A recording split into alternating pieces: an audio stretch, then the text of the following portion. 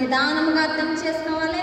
ఆయన ఏం మాట్లాడుతున్నారు ఆయన మనం గ్రహించాలి. గ్రహించుకుని ఇది మన దేవుడు నాతో మాట్లాడుతున్నాడు కదా, ఇది నాకే అని గ్రహిస్తేనే కానీ మనకి ఈ వాక్యం మనకి హృదయంలోకి అత్తుకోదు.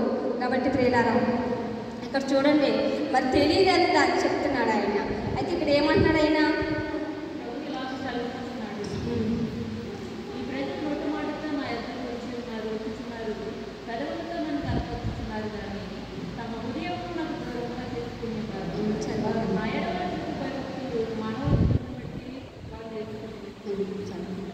చూడండి ప్రభు చెప్తున్నాడు ఇక్కడ ఎలా సెలవిస్తున్నాడంట, ఈ ప్రజలు నోటి మాటతోనే మరి నా యొద్దకు వస్తున్నారు, అయితే పెదవులతోనే నన్ను గణపరుస్తున్నారు కానీ తమ హృదయములు నాకు దూరముగా ఉన్నాయంటున్నాడు. ప్రియులారా నిజమే కదా, మరి నిజంగా దేవుని భక్తితో వస్తున్నామా లేదా మనుషులు చూడాలని చూస్తున్నాను. ఇక్కడ ఆయన అంటున్నాడు, నేనేం మాట్లాడుతున్నది దేవుడే మాట్లాడుతున్నారు, వాళ్ళ హృదయములు నాకు దూరముగా ఉన్నాయంటున్నాడు.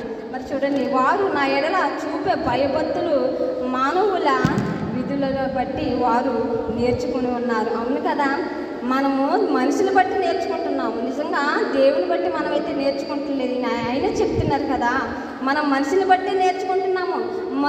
మనిషి ఎలా చేస్తున్నా ఆ మనిషిని బట్టి మనం నేర్చుకుంటున్నాం. నిజంగా హృదయాంతరంగంలో దేవుని ఎదుట మనము మోకాలు వేసి, నాకు ఈ దినము నా దేవ నాతో మాట్లాడండి, నాకు నేర్పండి, నేను ఏమి చేయాలి, ఏం మాట్లాడాలి, ఏం చెప్పాలి అనేది ఆయన ఎదుట మనం మోకాలు వేసి అడిగితే నిజముగా మనము ఆయన మరి మనకు అనుగ్రహిస్తారు. ఎందుకంటే ఇప్పుడు చాలామంది కూడా దేవుని అడుగుతూ మానేస్తారు, మనుషులు సలహాలు తీసుకుంటున్నారు.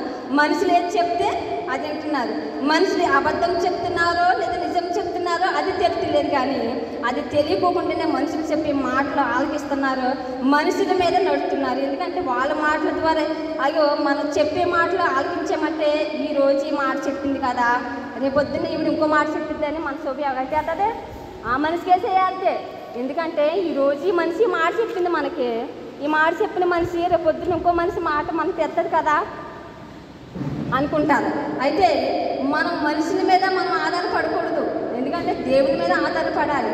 దేవునికి మనం దగ్గర అవ్వాలి. ఆయనకి దూరంగా అవుతున్నామని ఆయన చెప్తున్నారు. మన హృదయములు ఆయనకే దూరంగా ఉన్నాయంట. మరి ఆయనకే దూరంగా ఉంటే మరి ఇంకెవరికి దగ్గర అవుతున్నాము అంటే లోకానికి దగ్గర అవుతున్నామా, అయితే ప్రజలకు దగ్గర అవుతున్నామా? మనము గ్రహించాలి. మనము మన హృదయములు దేవునికే దూరంగా ఉంటే అయితే ఈ లోకానికి మనం దగ్గర అవుతున్నాము, ఈ ప్రజలకి దగ్గర అవుతున్నాము. ఎందుకంటే ప్రజలకు దగ్గర అయితే ప్రజలు మనల్ని ఏమైనా పరలోకం చేస్తారా?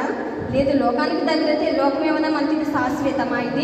ఇది తాతగాళ్ళ లోకమైనగా మనకి దేవుడు ముందుగానే చెప్పారు కదా. ఈ లోకం ప్రయాణికులు ఉన్నావు, యాత్రికులు ఉన్నావు, నువ్వు ఈ లోకం చూడటానికి వెళ్తున్నావు.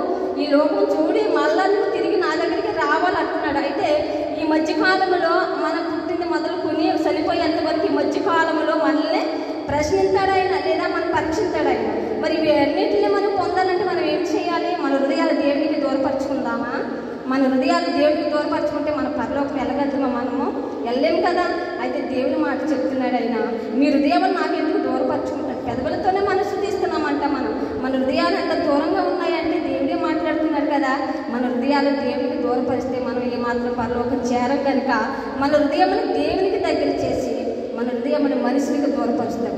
మనుషుల మాట మనకి శాశ్వతం కాదు. ఇప్పుడైతే నీ దగ్గర చెప్తారు, రేపొద్దున ఇంకొకరి దగ్గర చెప్తారు. అయితే మనుషులు శాశ్వతం మనకి కాదు, అలాగని లోకం కూడా శాశ్వతం కాదు. ఈ లోకము అంత్యకాలంలో ఉన్నది, భయంకరమైన దినాలకి ఈ గుర్తులన్నీ చూస్తున్నాం మనం. భయంకరమైన ఆ అంతరంగంలో నుండి అది దుష్టుడు ప్రతి మానవుడిని పడేసేస్తుంది. ఎందుకు సేవకులే పడేసేస్తుంది, సేవకులు కూడా అర్థంలోకి తీసుకుపోతుంది. సేవకులే అర్థం చేసుకునే పరిస్థితుల్లో ఉన్నారు ఇప్పుడు. సేవకులేంటి, విశ్వాసులేంటి పడేసేస్తుంది. ఎందుకంటే దాని సమయము ఒక కొంచెంగా ఉన్నది కనుక. ప్రియులారా, మనం తెలుసుకోవాల్సింది ఏంటంటే తెలుసా, మన హృదయములు మన దేవునికి దూరంగా ఉన్నాయి. మన హృదయములు దూరంగా ఉన్నాయి కనుక మనం ఏం చేయాలంటే కన్నీటితో ప్రార్థించాలి. దేవా, అది ఎన్నో ఎత్తుగడలు, దాని ఎత్తుగడలు అందరికీ తెలిసినప్పటికైనా దానిలోనే పడిపోయి ఉంటున్న జనాంగం ఎంతోమంది ఉన్నారు. అదిగో జారిపోతున్నారు, నరకానికి వెళ్ళిపోతున్నారని ఆయనే కన్నీటితో బాధపడుతున్నాడు. ప్రియులారా, మనమందరం మన హృదయాలు దేవునికి దగ్గర చేద్దాం. ఎందుకంటే మన హృదయములు దేవునికి దగ్గర అవుతే మన పరలోకం వెళ్తాం, మన దేవునికి విరోధంగా ఉంటే నరకానికి వెళ్తాము. కాబట్టి మన హృదయములు దేవునికి దగ్గర చేద్దాము. ఆయనకే మన దూరపడితే మనల్ని ఎవరు రక్షిస్తారు? మనల్ని ఈ లోకంలో రక్షించే నాథుడే లేదు కనుక, ఆయనే మనకి జీవం కలిగిన దేవుడే మనకి నాథుడై ఉన్నాడు కనుక ఆయన పట్ల మనము మరి ప్రేమ కలిగి భయభక్తులు కలిగి, ఇక్కడ భయభక్తులు కూడా లేదంటున్నాడు ఆయన మానవులకి. చూడండి ప్రియులారా, మనమందరము ఏక మనసు కలిగిన వారమే. శరీరము వేరైనా మనుషులము వేరైనా మన ఆత్మలు ఒకటే. ఎందుకంటే ఇది దేవుని దగ్గర వచ్చిన ఆత్మే. మనం అనుకుంటాం నువ్వు వేరు నేను వేరు, మనం అనుకుంటాం పిచ్చిమాలు మనకేం తెలియదు. కాబట్టి మన ఆత్మలు మాత్రమే దేవునికి అనుకూలమైన, మన ఆత్మ దేవుని ఆత్మలతో కలిసి ఉన్నాయి.